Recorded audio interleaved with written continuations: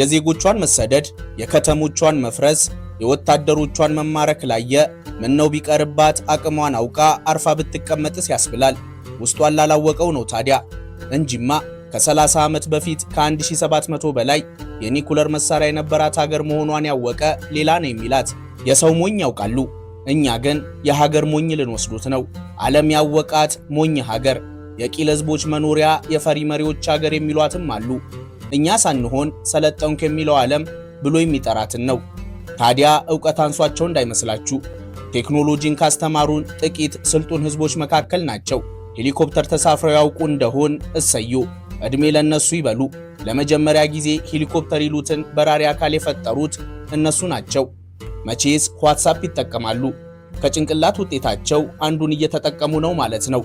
ፔይፓል ዓለም አቀፍ ክፍያ መፈጸሚያ ሲስተም ሲሆን የዚህ ድንቅ ቴክኖሎጂ ፈጣሪዎች ደግሞ እነሱ ናቸው። የመጀመሪያውን በኤሌክትሪክ የሚሰራ ትራም፣ የኤክስሬይ ቲዩብ፣ ሲኒማቶግራፊ እና ሲዲ ከዘመናዊ የፈጠራ ውጤቶቻቸው ጥቂቶቹ ናቸው።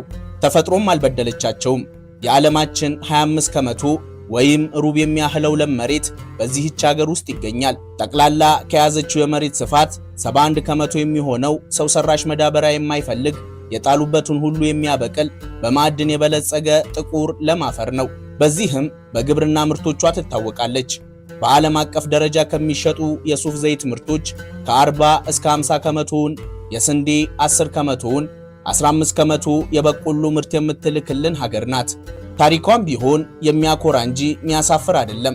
ከተሞቿ በሙሉ በጥንታዊ አብያተ ክርስቲያኖች፣ በምሽጎችና በነገስታት ቤተመንግስቶች የተሞላ ነው።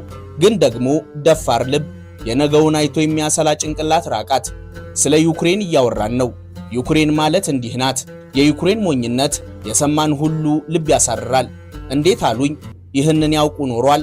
ዛሬ በሩሲያ ሳሯን የምትበላው ዩክሬን ዓለማችን ላይ አሜሪካና ሩሲያን ተሽቀዳድማ ሶስተኛዋ አስፈሪ የኒኩለር መሳሪያ የነበራት ሀገር ናት።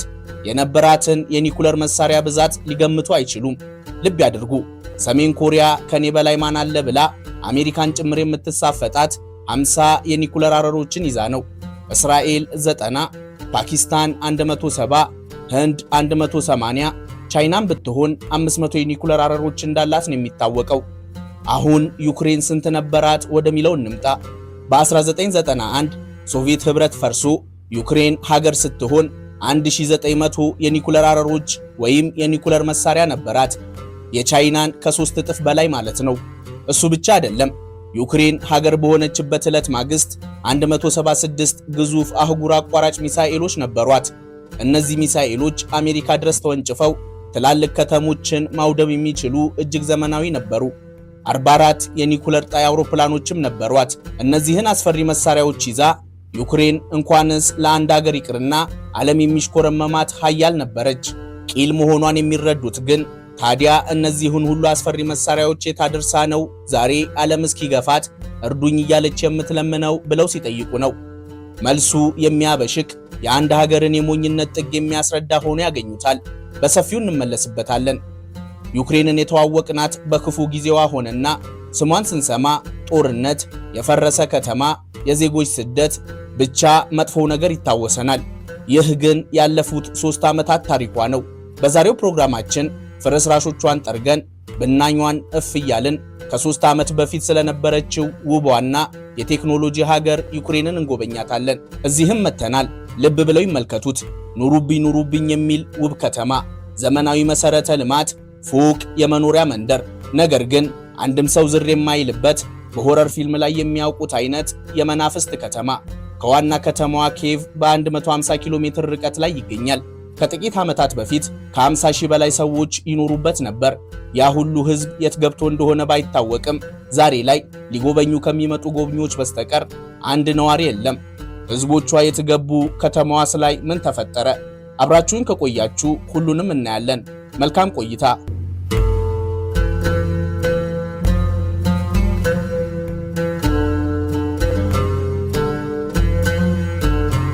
መገኛዋ ምስራቅ አውሮፓ ነው። 7 ጎረቤቶችና ከ40 ሚሊዮን በላይ ዜጎች አሏት። በደቡብ በኩል ጥቁር ባህርና የአዞቭ ባህር ያዋስኗታል። ዩክሬንን በአውሮፓ አህጉር ውስጥ ካሉ ሀገራት ሁሉ ልዩ የሚያደርጋት ስፋቷና ስልታዊ አቀማመጧ ነው። ከ603000 ስኩዌር ኪሎ ሜትር በላይ ትሰፋለች። በዚህም ሙሉ ግዛታቸውን አውሮፓ ውስጥ ካደረጉ ሀገራት ቁጥር 1 ሰፊዋ ሀገር ነች። በስፋት ፈረንሳይን በ10 ከመቶ ትበልጣታለች። በጂኦግራፊ አቀማመጧ የአውሮፓ የሩሲያና የእስያ አህጉር አገናኝ ድልድይ ናት። ዩክሬንን እኛ በጦርነት ከማወቃችን በፊት የሰለጠነው ዓለም የሚያውቃት ግን በቴክኖሎጂና የፈጠራ ምርቶቿ ነው። በሰው ልጆች ታሪክ የመጀመሪያውን ሄሊኮፕተር እንደፈጠረች ነግረኖታል። ይሄኛውን ትንሹ የፈጠራ ውጤቷ ይበሉት። ምክንያቱም ዩክሬን ዓለምን ያስገረመ የዓለማችንን ግዙፍ የዕቃ ጫኝ አውሮፕላን የፈጠረች ሀገር ናት። አንቶኖቭ ኤኤን 225 ማሪያ ይባላል። ምን አለፋችሁ በራሪው ፎቅ ይበሉት። በሁለቱ የክንፎቹ ጫፍ መካከል ያለው ስፋት 88.4 ሜትር ነው። ሜትር የሚያውቁ ከሆነ ደግሞ ይህ ከአንድ የእግር ኳስ መጫወቻ ሜዳ ስፋት በላይ እንደሆነ ይረዳሉ። ከፊቱ ጫፍ እስከ ኋላ ጫፍ ድረስ ያለው ርዝመት 84 ሜትር ሲሆን ቁመቱ ከባለ 6 ወለል ፎቅ ጋር ይተካከላል። አውሮፕላኑ 6 ሞተሮችና 32 ጎማዎች አሉት። አንዱ ጎማ ብቻውን ታዲያ ከአንድ መካከለኛ ሰው ቁመት ይበልጣል። ይህ አውሮፕላን ምድራችን ላይ ያለ ሌላ የትኛውም አውሮፕላን ሊሸከመው የማይችለውን ከባድ ዕቃ የመሸከም አቅም ያለው ሲሆን በአንድ ጊዜ 250 ቶን ወይም ከ226000 ኪሎ ግራም በላይ የሚመዝንን ጭነት በውስጡ መያዝ ይችላል። 250 ቶን ማለት በግምት ከ40 በላይ የሚሆኑ የዝሆን መንጋዎችን በአንድ ጊዜ እንደመጫን ማለት ነው። አንቶኖቭ ለመጀመሪያ ጊዜ አየር ላይ የበረረው በፈረንጆቹ 1988 ነበር። ዋና ተልዕኮ ደግሞ የሶቪየት ኅብረትን ግዙፍ የጠፈር መንኮራኩሮች በመሸከም ከቦታ ቦታ ማዘዋወር ነበር። ይሁንና ይህ የዩክሬን ኩራት የዓለም ድንቅ ፈጠራ የነበረው አውሮፕላን በፈረንጆቹ 2022 በሩሲያና ዩክሬን ጦርነት ጥቃት ደርሶበት መውደሙ ይነገራል። ዩክሬናውያን ግን የሰው ልጆችን ሕይወት ያቀለሉ የብዙ ፈጠራዎች ባለቤቶች ናቸው። ለምሳሌ የዋትስአፕ ኮፋውንደር ጃንኩም፣ የፔፓሉ ማክስ ሌቭቺን፣ የልብ ቫልቭ ቀዶ ጥገና ቴክኖሎጂን የፈጠረው ሚኮላ አምሶቭ ሁሉም ዩክሬናውያን ናቸው። በአይቲ እና በሶፍትዌር ኢንዱስትሪ፣ በአቪዬሽን ቴክኖሎጂ፣ በሮኬትና ጠፈር ላይ ምርምር ከቀዳሚዎቹ ይጠቀሳሉ። ዩክሬን ዓለምን ትመግባለች ቢባል ማጋነን አይሆንም። ሀገሪቱ 60.3 ሚሊዮን ሄክታር ትሰፋለች። ከዚህ ውስጥ 42 ሚሊዮን ሄክታር ወይም 71 ከመቶ የሚሆነው ግዛቷ ለእርሻ አገልግሎት የሚውል ነው። የሱፍ አበባ ዋነኛ ምርቷ ሲሆን ዩክሬን ዓለማችን ላይ ቁጥር 1 የሱፍ አበባ ዘይት አምራችና ላኪ ሀገር ናት። የአውሮፓ የዳቦ ቅርጫት ነው የሚሏት ያለ ምክንያት አይደለም። ሀገሪቱ በዓለም አቀፍ ደረጃ ለምግብ ዋስትና እጅግ ወሳኝ የሆኑ በርካታ የግብርና ምርቶችን ታመርታለች። በስንዴ ምርት ለመካከለኛው ምስራቅና ለአፍሪካ ሀገራት ዋነኛዋ ምንጭ ናት። ዩክሬን ከዓለማችን ግዙፍ የበቆሎ አምራቾች አራተኛውን ደረጃ ትይዛለች። በዓለም የድንች ምርት ውስጥም ከ5 ቀዳሚ ሀገራት አንዷ ናት። ገብስ፣ አኩሪ አተር፣ ቲማቲም፣ ቀይ ሽንኩርትና ጎመን በስፋት ታመርታለች። ለዚህም ነው አስተውለው ከሆነ የዩክሬን ጦርነት ከጀመረበት ጊዜ አንስቶ የዓለም ኢኮኖሚ በከፍተኛ ሁኔታ ተቃውሷል።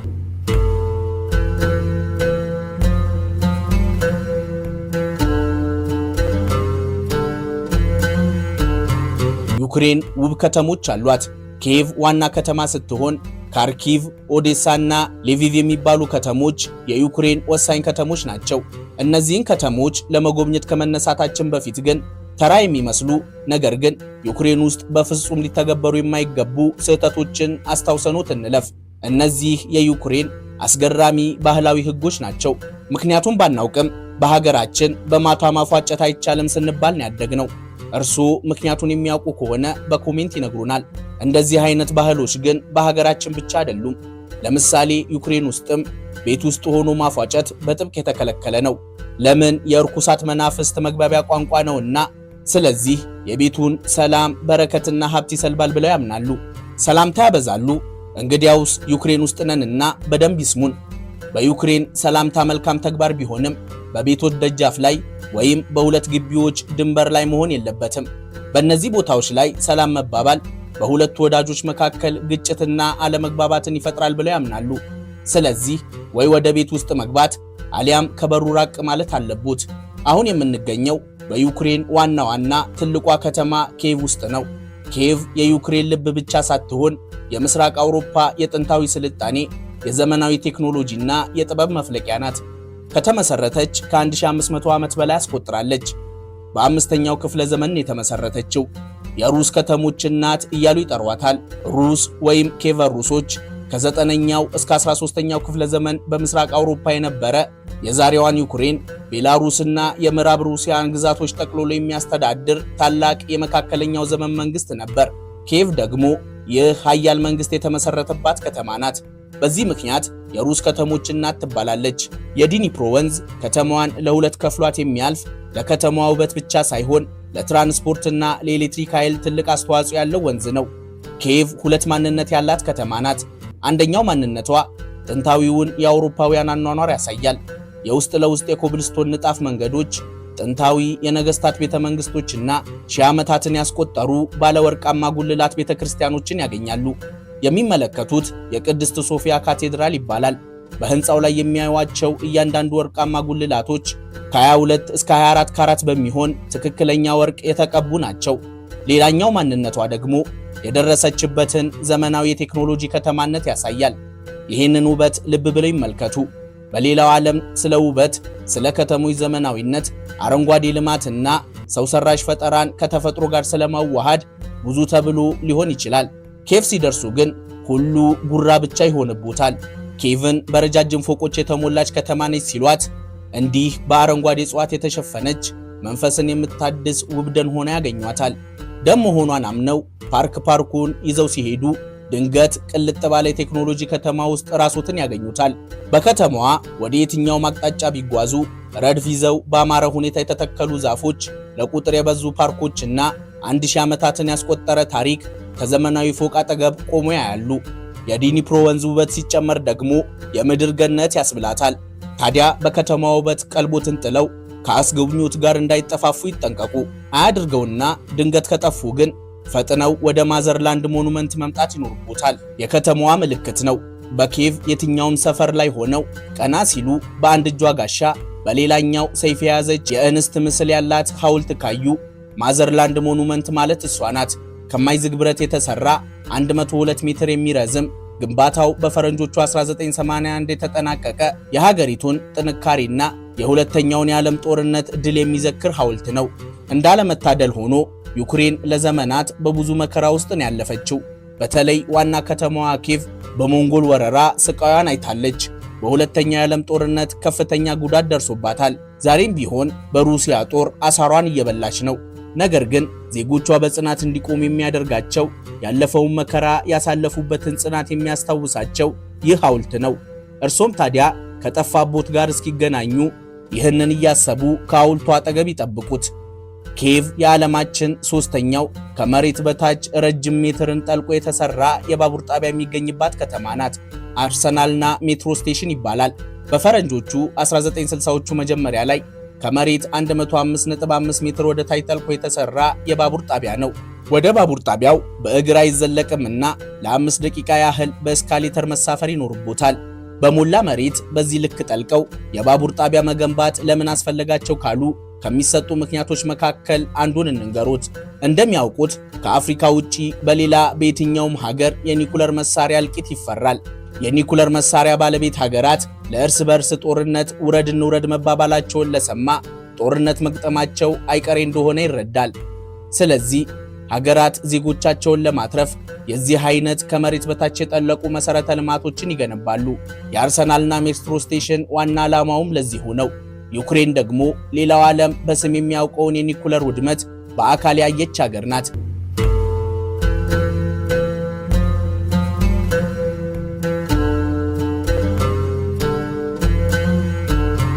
ዓለማችን ላይ እጅግ አስከፊ የኒኩለር መሳሪያ ውድመት የተከሰተው የት ይመስላችኋል? በሁለቱ የጃፓን ከተሞች ላይ ካሉ ተሳስተዋል። ይህችን ከተማ ይመልከቷት። ከዋና ከተማዋ ኪየቭ 130 ኪሎ ሜትር ርቀት ላይ ትገኛለች። ውብ ተፈጥሮ፣ ማራኪ አየር ያላት፣ ሁሉ የተሟላላት ዘመናዊ መኖሪያ መንደር ናት። ከመኖሪያ መንደርነት ባለፈ የዩክሬን የጀርባ አጥንት ናት። የሀገሪቱ ሳይንቲስቶች፣ ተመራማሪዎች በብዛት የሚኖሩባት ቀውጢ ከተማ ነበረች። ከጥቂት አስርተ ዓመታት በፊት የነዋሪዎቿ ቁጥር ከ50 ሺህ በላይ ነበር። ዛሬ ላይ ግን አንድም ሰው ዝር የማይልባት የመናፍስት ከተማ ሆናለች። ነዋሪዎቿ የተገቡ ምን ተፈጠረ አይሉም። ሚያዝያ 26 ቀን 1986 ዓ.ም በፈረንጆቹ መሆኑን ልብ ያድርጉ። አደጋው የደረሰው በፕሪፔት ከተማ አቅራቢያ በሰሜን ዩክሬን ከኪየቭ 130 ኪሎ ሜትር ርቀት ላይ በሚገኘው የቼርኖቢል የኒኩለር ኃይል ማመንጫ ላይ ነው። ይህ ኃይል ማመንጫ ለሀገሪቱ ማህበረሰባዊ ጥቅም የሚውል ነበር። አደጋው የተከሰተው በኃይል ማመንጫው ቁጥር 4 ተብሎ በሚጠራው ሪያክተር ላይ ሲሆን ምክንያቱ ደግሞ የዲዛይን ጉድለትና የባለሙያዎች ስህተት ነበር። ሰራተኞቹ የሪያክተሩን የደህንነት ፍተሻ እያካሄዱ በነበረበት ወቅት ባልታሰበ ሁኔታ የሚብላላው የዩራኒየሙ የኃይል መጠን በከፍተኛ ሁኔታ ጨመረ። ይህ ከፍተኛ ኃይል ደግሞ ከሳይንቲስቶቹ ቁጥጥር ውጭ የሆነ ሙቀት በማስነሳት ሁለት ተከታታይ ፍንዳታዎችን ፈጠረ። የዲዛይን ችግር የነበረበት ሪያክተሩ በፍንዳታው ምክንያት ከፍተኛ መጠን ያለው መርዛማ የራዲዮ አክቲቭ ጭስና ብናኝን ወደ አየር መልቀቅ ጀመረ። ባለሙያዎች ይህ ጭስ ከሂሮሺማ የአቶሚክ ቦምብ ፍንዳታ በ400 እጥፍ የሚበልጥ ጨረር መፍጠሩን ይናገራሉ። ከ36 ሰዓታት በኋላ ባለሙያዎቹ ይህንን መርዛማ ጨረር ማቆም ስላቃታቸው በከተማዋ ይኖሩ የነበሩ 50 ሺህ ነዋሪዎች ሙሉ በሙሉ ከተማቸውን ለቀው እንዲወጡ ተደረገ። አብዛኛዎቹ ከሳምንታት በኋላ በደረሰባቸው አደጋ ሲሞቱ፣ ብዙዎቹ ደግሞ የካንሰር ታማሚዎች ሆኑ። ዛሬም ድረስ ይህች ከተማ የሙት ከተማ በመባል ትታወቃለች። አደጋው ከደረሰ ከ30 ዓመት በኋላም ዛሬ በኃይል ማመንጫው ዙሪያ 30 ኪሎ ሜትር ዲያሜትር ላይ ያለው ክልል ለሰው ልጆች ኑሮ አደገኛ ተብሎ የታጠረ ነው።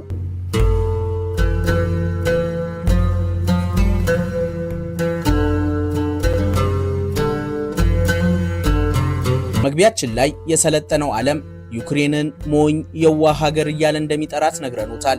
ምክንያት ካሉ ዩክሬን የነበረዋትን በዓለም እጅግ አስፈሪ አስከባሪና ኃያል ሊያደርጓት የሚችሉ መሳሪያዎችን በሞኝነት ተታላ አሳልፋ ስለሰጠች ነው።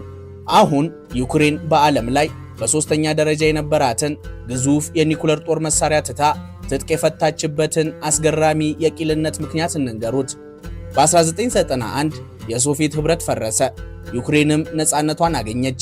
በፈረንጆቹ በ1922 የሶቪየት ህብረት ሲመሰረት መስራች ከነበሩ ዋነኛ ሀገራት ዩክሬን አንዷ ናት። በህብረቱ ውስጥ ከሩሲያ ቀጥላ ሁለተኛዋ ግዙፍና በኢኮኖሚ ረገድ እጅግ ወሳኝ የሆነች ሪፐብሊክ ነበረች። ዩክሬን በሶቪየት ዘመን የጦር መሳሪያዎች፣ አውሮፕላኖችና የጠፈር ምርምር መሳሪያዎች የሚመረቱባት ዋና ማዕከል ሆና አገልግላለች። ሩሲያን ዛሬ ላይ በኒኩለር ጦር መሳሪያ ብዛት የሚያህላት የለም። በቴክኖሎጂም ቢሆን ሀያል ከሚባሉት አንዷ ነች ካልን ከራሷ ቀጥሎ እድሜ ለዩክሬን ማለቷ አይቀርም። ይሁንና ዩክሬናውያን በሀብትና ስልጣን ክፍፍል ላይ ትልቅ ተቃውሞ ነበራቸው። በዚህም የሶቪየት ህብረት ሲፈርስ ነፃነታቸውን አወጁ። ዩክሬን በ1991 ነፃነቷን ስታውጅ ከ1700 እስከ 1900 የሚጠጉ የኒኩለር መሳሪያ አረሮች ነበሯት። ቀደም ሲል ይህ ምን ያህል ሀያል መሆን እንደነበር ከቻይና ጋር እያነጻጸርን መጫወታችንን አይረሱም። ባጭሩ ዩክሬን ዛሬ ላይ እነዚህ መሳሪያዎች ኑሯት ቢሆን ቀና ተብላ የማትታይ በዓለማችን ከሚፈሩ ሀገራት ሩሲያና አሜሪካን በመከተል ሶስተኛዋ ትሆን ነበር። መናደድ የሚጀምሩት የታደረሰቻቸው ብለው ሲጠይቁ ነው። ዩክሬንን የኒኩለር ትጥቅ እንድትፈታ ያደረጋት ስምምነት የቡዳፔስት ማስታወሻ ይባላል። ሩሲያ፣ አሜሪካና እንግሊዝ አንድ ላይ በመሆን ለዩክሬን እንዲህ የሚል ሐሳብ ያቀርባሉ። የሶቪየት ህብረት አይሆነኝም ብለሽ ከወጣሽ እሰዩ፣ እኛ እንደሆነ ድንበርና ሉዓላዊነትሽን እናከብራለን፣ ደግሞ መቼም ቢሆን አንወርሽም። ስለዚህ ማንም ፈርተሽ ነው የኒኩለር መሳሪያ የምትታጠቂው? ያሉሽን አስፈሪ መሳሪያዎች ለኛ ስጭን። እንዲህ ካደረግሽ የዓለም አቀፍ ጫናና መገለል አይደርስብሽም፣ እኛም ቢሆን በኢኮኖሚ እንደግፍሻለን ይሏታል። ታዲያ ዩክሬን ሆዬ ምን ያደረገች ይመስላችኋል? ቃላቸውን አምና ያላትን ሁሉ የኒኩለርና ሌሎች አስፈሪ መሳሪያዎች አስረከበቻቸው። ስታስረክብ ለማን ብታስረክብ ጥሩ ነው? ከሶቪየት ህብረት በመውጣቷ ጥርስ ስለነከሰችባት ሩሲያ። ለነገሩ መጀመሪያም ዩክሬን ከ1700 በላይ የኒኩለር መሳሪያ አረር በሀገራዊ ኑራት እንጂ ከጭራሮ ያለፈ ጥቅም አልነበራቸውም። ምክንያቱም ዩክሬን ተጣድፋ ሶቪየት ህብረትን ለቃ ስትወጣ አንድ ወሳኝ ነገር ረስታ ነበር። እሱም መሳሪያዎቹን ለማንቀሳቀስ የሚያስፈልጉት የማስነሻ ኮዶች ሞስኮ በሩሲያ እጅ ነበሩ። ስለዚህ ዩክሬን አለኝ ያለችው አስፈሪ እሳት ለራሷ መጥፊያነት የሚውል ነበር። ብቻ በእነዚህና በሌሎች ምክንያቶች በራሷ እጅ መሳሪያውን አስረከበች። ዩክሬን ባደረገችው የሞኙነት ተግባር ሁሉ ለመጸጸት ግን ብዙ አልጠበቀችም። ከ18 ዓመት በኋላ ኒኩለር መሳሪያውን የተረከበችው ሩሲያ ተወራጅ ጀመር። ዋናው ሩሲያ በዩክሬን ላይ ለምታደርገው ወረራ እንደ ማስፈራሪያ የምትጠቀመው ደግሞ የተረከበቻትን የኒኩለር መሳሪያ ሆነ። በገዛ ቆንጨራዬ ማለት እንዲህ ነው።